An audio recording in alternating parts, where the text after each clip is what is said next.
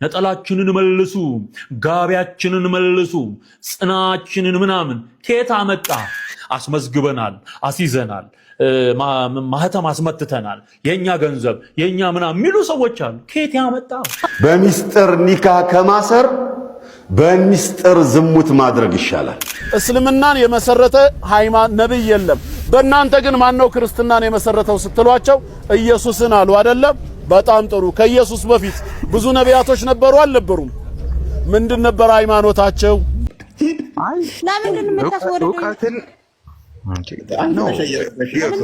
ለምንድን የምታስወርደኝ?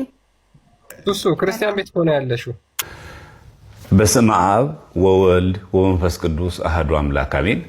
በስመ ሥላሴ እንደምን አላችሁ? የእግዚአብሔር ቤተሰቦች፣ የድንግል ማርያም ወዳጆች እንኳን ለብርሃነ ጥምቀቱ በሰላምና በጤና አደረሰን አደረሳችሁ። በሰሞኑ ታቦተ ሕጉን በተመለከተ ዮናታን አክሊሉና ትዝታው ሳሙኤል የተባሉ ግለሰቦች የሐዲስ ኪዳን መሰዊያ የሆነውን ታቦት ጽላት በመንቀፍ በሳቅና በስላቅ የታጀበ ለኢትዮጵያ ኦርቶዶክስ ተዋሕዶ ቤተክርስቲያን ያላቸውን ጥላቻ በውንጀላና በሐሰት ትርክት አቅርበው ነበር። በእርግጥ ጥላቻቸውን ብቻ ሳይሆን ለራሳቸው ወገንም ጭምር ብለው ላሰቡት አካል የመልስ ምት ለመስጠት ነበር። ሆኖም ብዙም ሳይቆይ ከዩቲዩብ ላይ አውርደውታል። ቢሆንም ግን ታቦትን በተመለከተ ሰፋ ያለ ማብራሪያ በወንድማችን በኢዮብ ዘሚካኤል ፖድካስት ላይ ምላሽ ለመስጠት ሞክሯል። በዚህ ምላሽ ብቻ ከምናበቃ በመረጃና ማስረጃ ለምን አንወያይም ብለን አሰብን።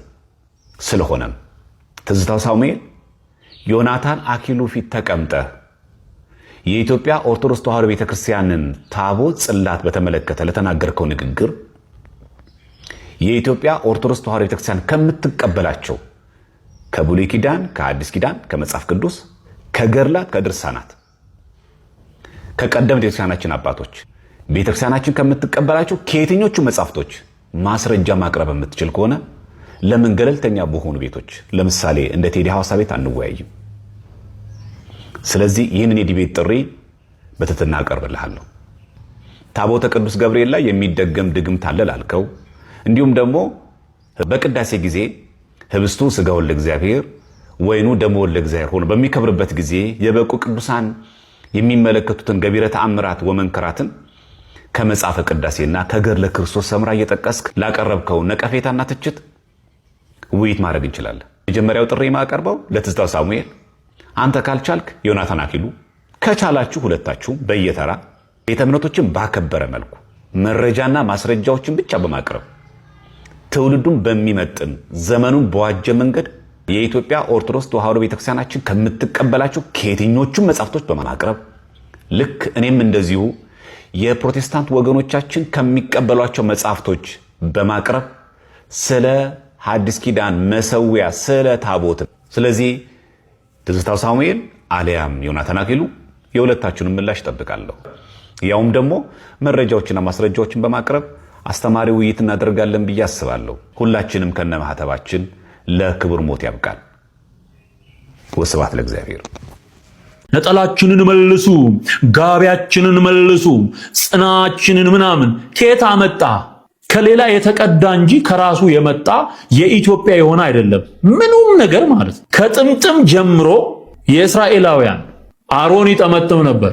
ትንቢተ ዘካርያስ ላይ እንደተጻፈውም ካህኑ ኢያሱ ይጠመጥም ነበር። የአሮን በትር ነበር መቋሚያ ያሉት ማለት ነው። ዞር አድርገው ያመጡት የአሮን በትር። ጸናጽል የማን? እስራኤላውያን። ከበሮ የማን? በዘጸአት 15 ላይ የተጻፈው ከበሮ የማን? ማናት? የሙሴት ማርያም አንስታ ከበሮውን ስትመታ ኬት አምጥታ ነው ታዲያ የኔ ነው ብላ ክሌም የምታደርገው? አሁን አስመዝግበናል፣ አስይዘናል፣ ማህተም አስመትተናል፣ የኛ ገንዘብ የኛ ምናምን የሚሉ ሰዎች አሉ። ኬት ያመጣው? የጳውሎስ ጽሑፎች ውስጥ ክራር ሳይቀር ተጠቅሷል። ዋሽንት፣ ጸናጽል፣ ሁሉን ነገር የኔ ነው የሚል መንፈስ፣ ይሄ ስግብግብ መንፈስ የተወጋ ይሁን በጌታ በኢየሱስ። ጸናጽሉ ከነመቋሚያው የኢየሱስ ነው ስንል ባለቤቱ እሱ ነው። ጸናጽል የሚጮህለት፣ መቋሚያ የሚወዘወዝለት፣ መዝሙር የሚቀርብለት፣ ከበሮ የሚመታለት፣ በገና የሚደረደርለት፣ እምቢልታ የሚነፋለት፣ ነጋሪት የሚጎሰምለት፣ ፍጥረት ሁሉ እስትንፋስ ያለው ሁሉ የሚያመልከው እግዚአብሔርን ለኢየሱስ ነው ክብሩ እንጂ ምን ዘምረው ለሱ ይሁን እንጂ ምንም አይነት ነገር የመጠቀም መብት አለን ማለት ነው። መብት አለን። ከአዲስ ኪዳን ጋራ ከአካሉ ጋራ ከክርስቶስ ጋራ የሚሄድ ይሁን እንጂ መጠቀም ይችላል ማለት ነው። እስልምናን የመሰረተ ሃይማኖት ነብይ የለም። በእናንተ ግን ማን ነው ክርስትናን የመሰረተው ስትሏቸው ኢየሱስን አሉ አይደለም? በጣም ጥሩ። ከኢየሱስ በፊት ብዙ ነቢያቶች ነበሩ አልነበሩም? ምንድን ነበር ሃይማኖታቸው? አይሁዶች ደግሞ ማን ነው ሃይማኖታቸውን የመሰረተው? ሙሴ ነው ይላሉ። ከሙሳ በፊትስ እነ ዩሱፍ፣ ያዕቆብ፣ ኢስሐቅ፣ እስማኤል፣ ኢብራሂም፣ ኖህ የመሳሰሉት ምን ነበሩ? እኛ ግን እስልምናን የመሰረተው ጌታ አላህ ነው። የተጀመረውም በአደም ጊዜ ጀምሮ ነው የምንለው። ኦኬ፣ እንደሰማችሁት ነው እንግዲህ። ቀዴዳ ፕሮማክስ የሚባለው ይሄ ነው። ራሱ ጥያቄ ጠይቆ ራሱ ይመልስና ራሱ ደግሞ ይወቅሳል። ክርስትናን የመሰረተው ማን ነው ስትሏቸው ኢየሱስ ነው ይሏቸዋል አለ። ራሱ ነው የመለሰው። እሺ፣ ኢየሱስ ከመሰረተው ከኢየሱስ በፊት የነበሩ ነቢያት ምን ነበር እምነታችሁ ብላችሁ ጠይቋቸው ይልና ግን መልሱን ራሱ ይመልሳል። ባይዘወይ ኢየሱስ ክርስቶስ ከመኖሩ በፊት የሚለውን አረፍተ ነገር የተጠቀምከው አንተ እንጂ እኛ ኢየሱስ ክርስቶስ ከዘላለም የነበረ አምላክ በስጋ በመገለጥ ወደ ምድር የመጣ ብለን ነው ምናምነው። ስለዚህ ኢየሱስ ክርስቶስ ቢመሰርተውም ከመጀመሪያ የነበረ በኋላ ላይም በሰውነት ሲገለጥ የነበረ ከመሐመድም በፊት ከቁርአንም በፊት ከሐዲስም በፊት የነበረ ነው ባይዘወይ። ስለዚህ መልስህን አስተካክለህ መልሰህ ለመውቀስ እንዲመችህ አድርገን የተናገርከው። ሁለተኛ አይሁዳውያንን ጠይቋቸው እምነታችሁን ማን ነው የመሰረተው ሲባሉ ሙሴ ነው ይላሉ። ውሸት ውሸት፣ እንደዚህ ብሎ አይናገሩ። ምክንያቱም እነሱ የአብርሃም የይስሐቅ የያዕቆብ ልጆች ነን፣ የአብርሃም የያዕቆብ ዘሮች ነን ብለው ነው የሚያምኑት። ስለዚህ ቀደዳህን አንተው ትቀድና ከዛ አንተ ደግሞ ለመስፋት ትሞክራለህ። ራስህ ጠይቀህ ራስህ ትመልስና ልክ ክርስቲያኖች እንደሚመልሱ አይሁዳውያን እንደሚመልሱ አስበህ ከዛ የራስን ነገር ለማድመቅ ትፈልጋለህ። ይህንን አታፍርም እንዴ ስትዋሽ? ይሄ እኮ ውሸት ነው። እስልምና ከቁርአን በፊት ከሙሐመድ በፊት መኖሩን የሚያሳይ አንድ ማስረጃ አታመጣ። ቢያንስ መጽሐፍ ቅዱስ ከቁርአን በፊት ከሙሐመድ በፊት እስልምና ከመነገሩ በፊት ነው። እስኪ አብርሃም ሙስሊም ነው ካልክ ማስረጃ፣ ሙሴ ሙስሊም ነው ካልክ ማስረጃ። ቢያንስ እንኳ ሙሴ መጽሐፍ ተሰጥቶታል ብለህ ታምናለህ፣ ኢሳ መጽሐፍ ተሰጥቶታል ብለህ ታምናለህ፣ ዳዊት መጽሐፍ ተሰጥቶታል ብለህ ታምናለህ። ቢያንስ የሶስቱ መጽሐፍ አቅርብና ሶስቱ መጽሐፍ ውስጥ ሙስሊም መሆናቸውን አሳየን፣ አላህን ያመልኩ እንደነበረ ያሳየን። ሙሐመድ የቀጠፈልህንና ሙሐመድ የነገረህን ነገር ተነስተህ ክርስትናን ለመውቀስ አትሞክር። እኛ ከአደም ጀምሮ ነው ትላለህ። የት አለ? ባፍማ እኮ እኛ ከአደም በፊትም ክርስቲያን ልንል እንችላለን። ምን ችግር አለ? በላፍ መናገር ችግር የለውም። ለቃል መናገር ችግር የለውም።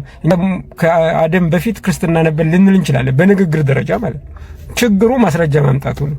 እስኪ ማስረጃ አምጣ። ከሙሐመድ በፊት ከ600 ዓመተ ምህረት በፊት እስልምና ምድር ላይ ነበር የሚል አንድ ማስረጃ፣ አንድ።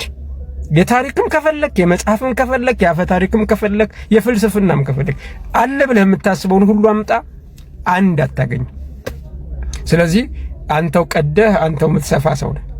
አንተው ዋሽተህ አንተው ራሱ መልስ መልሰህ አንተው ራሱ ደግሞ ትወቅሳለህ። ስለዚህ ኢየሱስ ክርስቶስ ወደ ምድር ሲመጣ የክርስቶስ ተከታዮች ነበር። ኢየሱስ ክርስቶስ ወደ ምድር ሳይመጣ እስራኤላውያን በመለኮትነቱ ይከተሉት ነበር። እኛም ደግሞ በመለኮትነቱም በሰውነቱም እንከተላለን። ስለዚህ ክርስቲያን የሚለው ቃል የግሪክ ቃል ነው። ቃሉ ክርስቲያን የሚለው በግሪክ ስለሆነ እንጂ በዕብራይስጥም ሐሳቡ አለ። የመሲሁ ተከታይ የእግዚአብሔር ተከታይ ማለት ነው። ስለዚህ ያልገባህና ያላወቅከው ነገር ሃይማኖቶቹን ለይተህ ስማቸውን እንኳን አለማወቅህ ነው። ግሪክ ቃልና የአማርኛ ቃል የእንግሊዝኛ ቃል ለይተህ አለማወቅህ ነው። ለምሳሌ ሙስሊም የሚለው ቃል የአረበኛ ቃል ነው። ስለዚህ ሙስሊም የሚባለው ከዛ በፊት አልነበረም። ኢስላም የሚለው የአረበኛ ቃል ነው። ሙሐመድ ከመናገሩ በፊት የለም። እነሱ ዕብራይስጥ ተናጋሪዎች፣ አረማይክ ተናጋሪዎች ናቸው። ቃሉንም አይናገሩትም ነበር። ስለዚህ ማስተዋል አለብህ መጀመሪያ። ለማንኛውም አድርሱለት። ራስህ ቀደህ ራስህ አትስፋ። ራስህ ጠይቀህ ራስህ አትመልስ። ያንተን መልስ ደግሞ እኛ ክርስቲያኖች እንደተናገርነው አይሁዳያት እንደተናገሩት አድርገህ ደግሞ ለመውቀስ አትነሳ በሉልኝ። ጌታ ይወድሃል። ሁላችሁንም ሙስሊም ወንድሞችና እህቶች ጌታ ይወዳችኋል፣ እኛም እንወዳችኋለን። ወደ ጌታ ተመለሱ። ሻለው በሚስጥር ኒካህ ከማሰር በሚስጥር ዝሙት ማድረግ ይሻላል። ሀከዛ ነቁል እናንተ ሙጀሲማ ወሃቢያዎች ግን ማለት ነው ምን እየወሰዳችሁ እየመጣችሁ ነው እዚህ ጋር በስካር የምትቀረሹብን? ግን እዚህ ቲክቶክ ላይ ደብቆ ኒካህ ከማሰር ደብቆ ዝሙት መስራት ይሻላል ብለህ ታስተምራለህ። ትውልዱን ወዴት እየወሰዳችሁት ነው? ግን ኒካህን እንዲሸሽ እያደረጋችሁት ነው።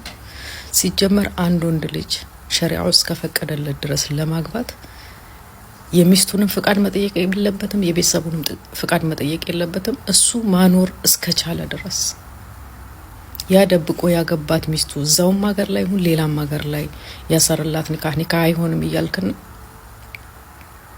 ሲጀመር የመናገር ግዴታ የለበትም ለሚስቱም ሆነ ለማንም ሰው ማለት ነው። እና ያ ኒካህ አይደለም ያሰረው ኒካህ የዝሙት ጥሩ አለው ሲጀመር ይሻላል ብለህ ጭራሽ ዝሙትን ትመክራለህ? እናንተ ቁም አትሉት የለም። የክርስቲያን ሴት ማግባት ይቻላል፣ የክርስቲያን ስጋ መብላት ይቻላል። አሁንም ከደብቀህ ከማሰር ኒካህ ዝሙት ይሻላል። ምን ያክል ትውልዱን ወደ ዝሙት እየተጣራችሁ እንደሆነ መንግስት እኮ ቲክቶከሮችን እየለቀመ ከሚያስር እንደናንተ አይነት እነኚህ ኡስታዝ ነን እያላችሁ እየወጣችሁ የምትቀረሹ ሰዎችን እዛው በመጣችሁበት ቂሊንጦ በቤታችሁ ለምን አይመልስልንም? ትውልድን ምን ያክል እያበላሻችሁ እያኮላሻችሁ እንደሆነ ከእምነቱ እንዲለቅ ኩፍርን እየሰበካችሁ በተዘዋዋሪ የሚሆን በቀጥታ ኩፍርን እየሰበካችሁ ነው። እናንተ ጭራሽ ሐላልን እንዲሽሽና ሐራምን እንዲመርጥ እያረጋችሁ ማለት ነው። እናንተ ለራሳችሁ በእስላም ስር ተደብቃችሁ ኢስላም መስራችሁ የራሳችሁን የኩፍር መንገድ እያስፋፋችሁ። አንተ እኮ ከዚህ በፊትም አላህ እግሩን አንስቶ የውመል ቂያማ ጀሃነም ሲረግጣት ብለሃል። የምታመልኩት እግር ያለው እጅ ያለው ፍጡርን ስለሆነ ስለ እምነት ምን የምታውቁት ነገር አለ? በዚህ ልክ ወጣ። አሁን ደግሞ ጭራሽ ደብቆ ኒካህ ከማሰር እንግዲህ አሁን ሴቶች ምንድነው እዛ ኮመንት ስር ገብቼ ሳይ የነበረው ባሌም እንደዚህ ነው ያደረገኝ ደብቆ አሰረብኝ። ይሰር ማኖር እስከቻለ ድረስ ሸሪዓው የፈቀደለት ድረስ የማግባት መብት አለው። ላንቺ የመናገር ግዴታ የለበትም። ይሄ ደግሞ ሸሪዓው እንጂ ያለው እኔ አይደለሁም ያልኩት። ደበቀሽም ነገረሽም እሱ መብቱ ነው ኒካህ ማሰር። ስለዚህ ይሄን ሰውዬ ሰማለሁ ብላችሁ ገደል እንዳትገቡ። ሸሪዓው ያዘዛችሁን ቁርአንንና ሐዲስን እንጂ መከተል ያለባችሁ እንደዚህ አይነት ሰካራም ሰው እየወጣ የሚናገረውን ነገር እንሰማለን ብላችሁ ሌላ ነገር ውስጥ እንዳትገቡ፣ ሌላ ታሪክ ውስጥ።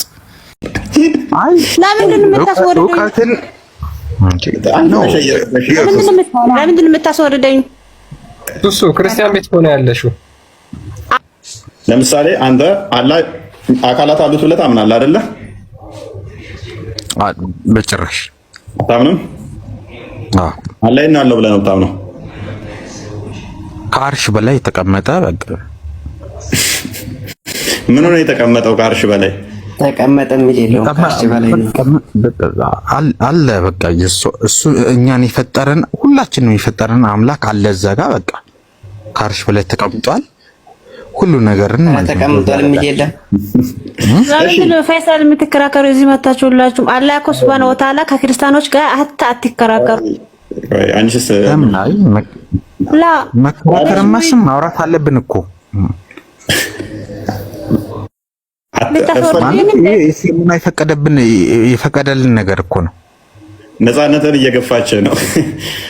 ላ ይወላ ሹፊ አላህ ሱብሃነሁ ወተዓላ ከክርስቲያኖች ጋር እንዳንከራከር አላህ አስገድዶናል። ምክንያቱም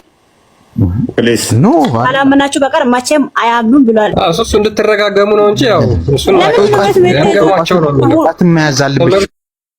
ሲጠየቅ እንረጋገም ነው ያለው መሐመድ። እኛ አሁን ጥያቄው መልሱልን። ሱሱ መልሽ እሺ፣ ሱሱ መልሽ። እዚህ ላይ ነው ገባሽ? እኔ እውቀት ለማግኘት ነው በቃ። አትግባ እነሱ ጋር ትከራከሩ አላለም። እኛ ያለቃ ማክበር እኛ ግዴታችን። እነሱ እናንተ በእነሱ ካላማናችሁ በቀር ከሰሩኝ እንዴ ለምን ብለን ነው ማንከራከረው? ለምን ብለን ነው ጥያቄ ማንጠይቀው? ለምን ብለን ነው እውቀት ማናገኘው? ማለት ትንሽ የጠፍራችሁን ቆሻሻ ሱሱ ደግመሽ አሁንም ትልኪያለሽ። እንዴት እናርግሽ? እኔ ቤት እየገባሽ ለምን ያገባች? ለምንድን ነው የምታስወርደኝ? ለምንድን ነው የምታስወርደኝ? ሱሱ ክርስቲያን ቤት ሆነ ያለሽው።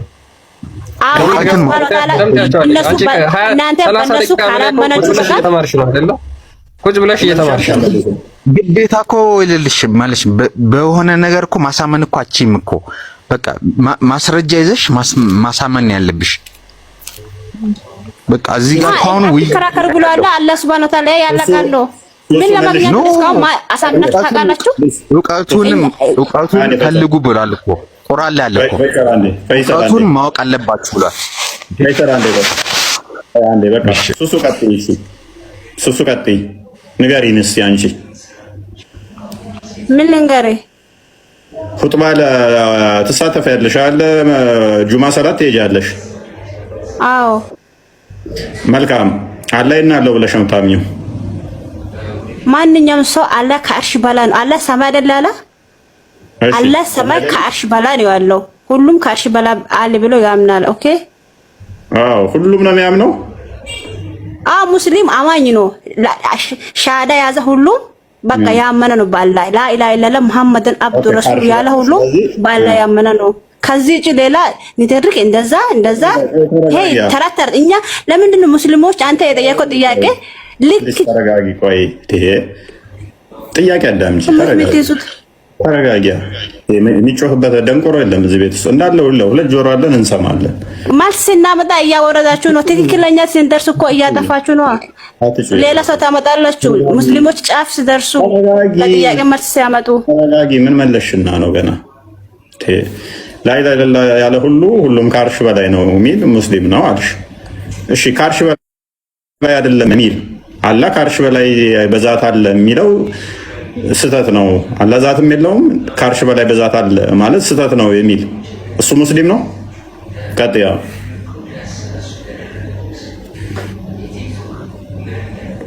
ቀጥይ ምን አልከኝ? አንቺ አላህ በዛት ከአርሽ በላይ ነው ብለሽናል አይደለ? በዛት ሰው አላህ ከአርሽ በላይ ነው። አላህ ከአርሽ በላይ ነው። ምኑ ነው ከአርሽ በላይ?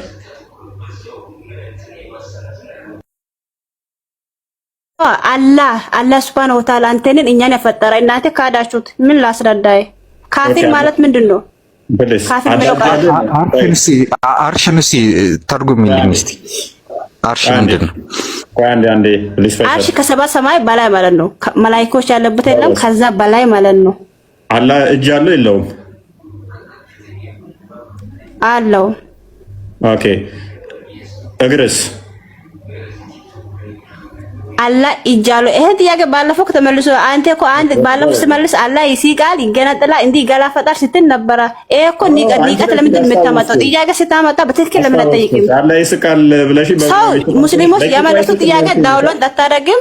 ዝም ብለህ ሌላ ይሄ ተረት ሰማይና ምድርን ፈጠረ አላህ ሲል ፖሊስ ቆይ ተረጋጋ። አስታወስኩሽ። በምኑ ነው የሚስቀው ስልሽ በቂቱ አይደለም መቼ የሚስቀው ባፉ ነው ያልሽኝ ልጅ አለሽ። ቴንክ ዩ እግር አለው እጅ አለው ከአርሽ በላይ ነው። ስለዚህ እጅና እግሮቹ አላህ ከአርሽ በላይ ናቸው ብለሽ ታምኛለሽ። ይስቃልም አፍ አለው ብለሽ ታምኛለሽ። ይሄ አይነገሩለትም የለውም እያለ ሁጥባ ቢያደርግ አንድ ኢማም ትክክል ነው ብለሽ ትማሪያለሽ ወይ? እኔ ባንተ ልማር። ምክንያቱም አንተ ካፊር ነህ፣ አንተ ካዲያን ስለሆንክ እኔ ብነግርም አታምንም። እናንተ የምታምኑ በራሳችሁ ነው።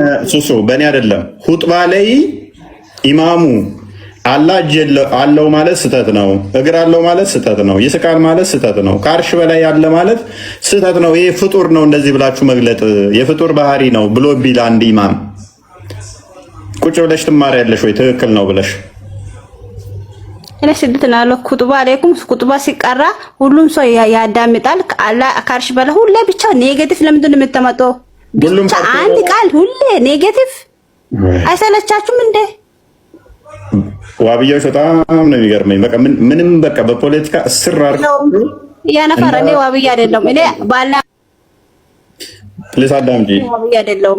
እጅ እግር አለው ይስቃል አፍ አለው ብለሽ መታምኝ መቼም ሱፊ እንዳልሆንሽ ይታወቃል እኮ። ይስቃል አፍ አለው እጅ እግር አለው ብለው እንደማያምኑ ከአርሽ በላይ ነው ያለው ብለው አያምኑ።